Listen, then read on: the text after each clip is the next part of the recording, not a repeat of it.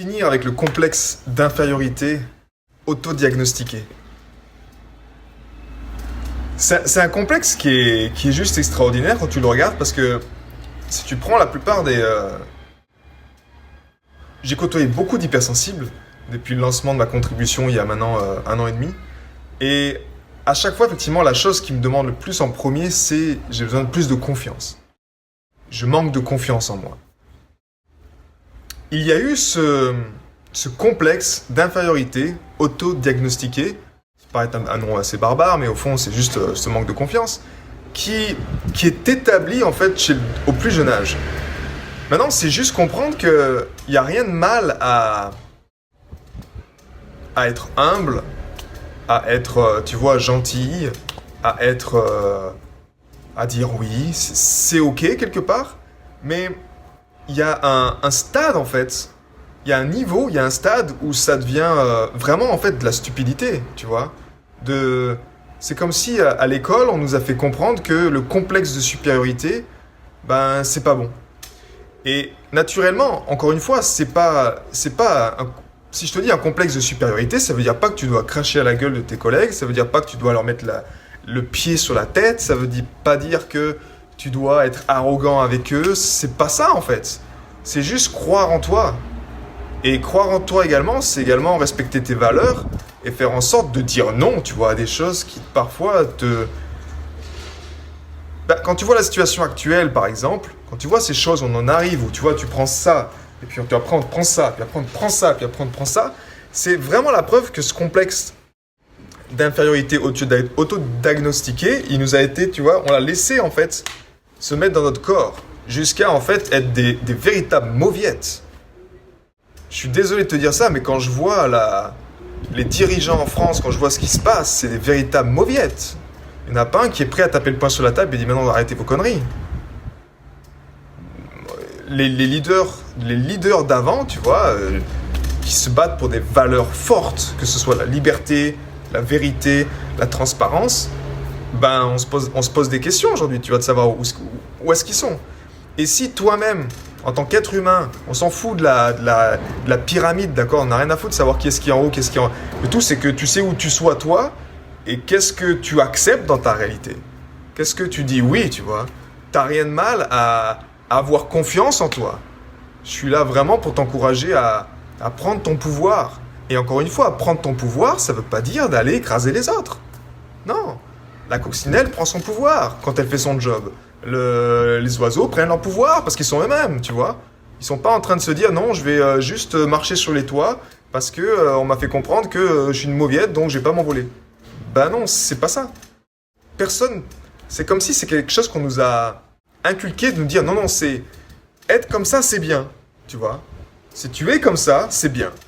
C'est juste la bullshit.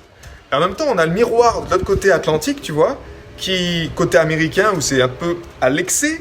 Tu vois, ce côté boum, boum, boum, boum, boum. Mais en même temps, il n'y a pas de juste milieu quelque part. Si toi-même tu ne trouves pas ton juste milieu, ben c'est peut-être justement qu'il te manque encore l'énergie du cœur. Parce que c'est grâce au cœur que tu peux avoir confiance en toi, tu peux être confiant, tu peux être... quand tu parles à ton audience, tu peux avoir cette certitude, ce haut niveau de conviction dans qui tu es, dans qu'est-ce qui est important pour toi dans ta vie, dans toutes ces choses-là. Ton audience va le ressentir, mais en même temps, toi-même, dans ton quotidien, tu es à même de dire non, tu es à même de dire stop, tu es à même de prendre soin de tes valeurs, tu es à même d'envoyer chier des personnes qui viennent avec toutes leurs... Je te donne un exemple, par exemple. J'ai vécu ça il n'y a pas longtemps à l'hôpital, où on était dans la chambre d'hôpital à la naissance de nos jumeaux, et on avait enlevé les masques, on avait fait tous les tests, tout ça, machin, et on n'avait pas les masques dans la chambre. On a croisé peut-être, je sais pas, 10, 20 personnes qui sont venus nous voir, tu vois, jusqu'à présent, et personne ne nous a rien dit. Et puis là, tu en as une qui rentre. Tu as une personne qui rentre dans la chambre, une jeune diplômée, tu sais. C'est un peu le problème des jeunes diplômés. Enfin, moi, je suis passé par là aussi, avec toute leur arrogance, tu sais, de se dire, ça y est, c'est moi qui décide, c'est moi qui ai le pouvoir.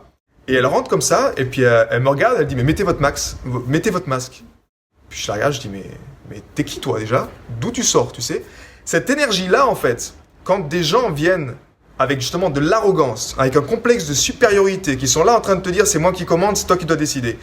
Tu ne peux pas comment dire, répondre à ces personnes sur un ton qui est inférieur en fait. Tu dois leur rentrer dedans, mais être ferme avec le cœur. C'est-à-dire que je lui ai rentré dedans en lui disant, mais déjà t'es qui? Donc tu vois, qu'elle se rend compte déjà qu'elle n'est pas face à des personnes qui se disent, oh pardon, oui, excusez-moi.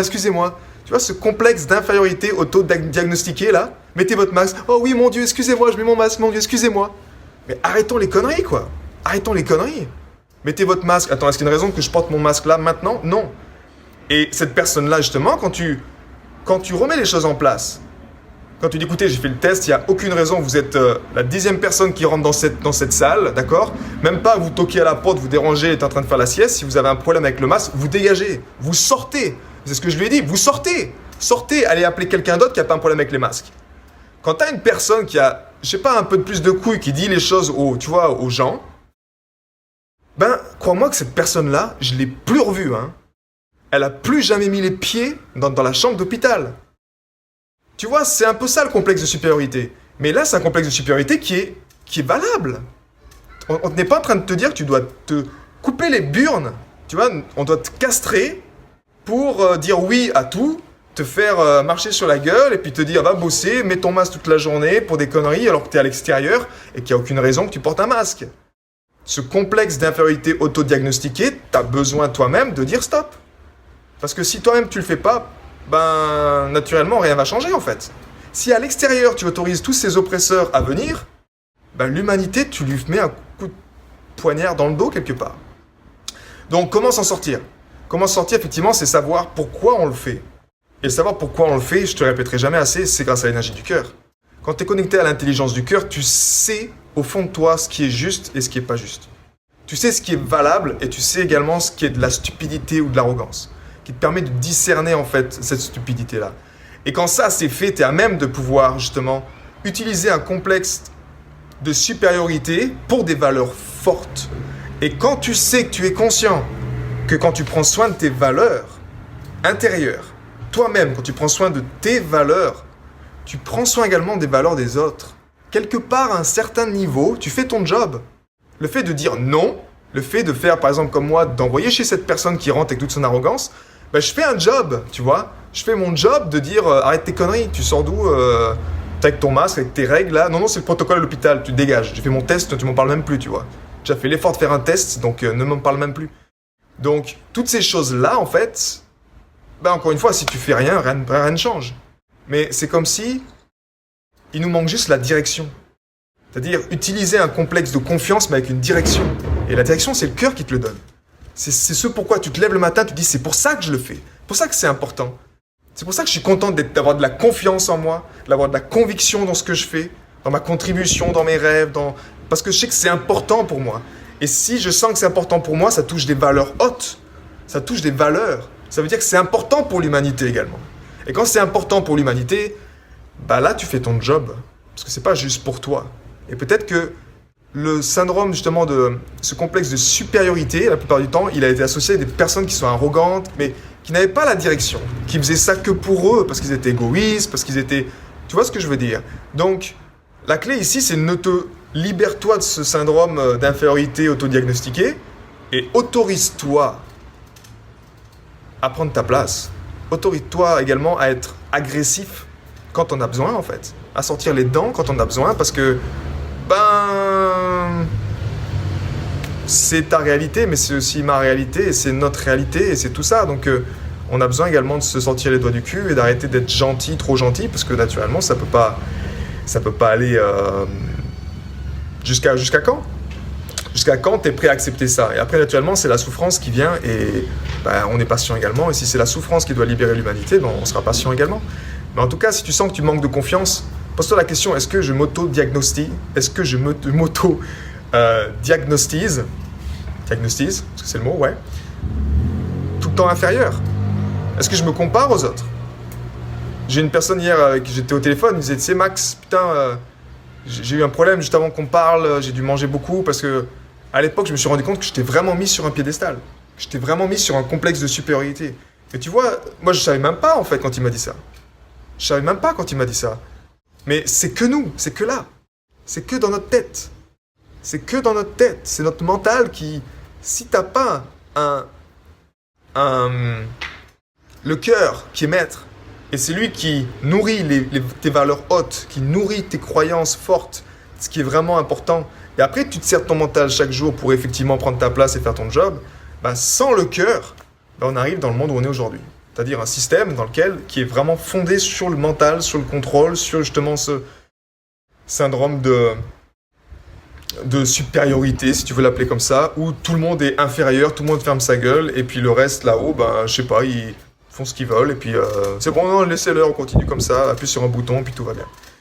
Donc à nous de décider, et je t'encourage une dernière fois, avant que je termine ce live, à te libérer de ça.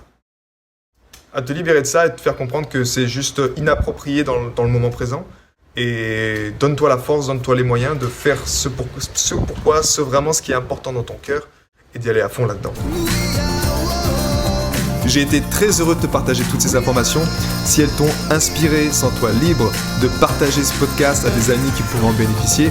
Et si également tu veux influencer ce podcast et décider du prochain sujet, sache qu'il y a une page où tu peux simplement aller justement mettre ton sujet. C'est maximnardini.com/ask www.maximnardini.com/ask et tu peux simplement donner ton sujet et je me ferai un plaisir de l'aborder dans les prochains podcasts.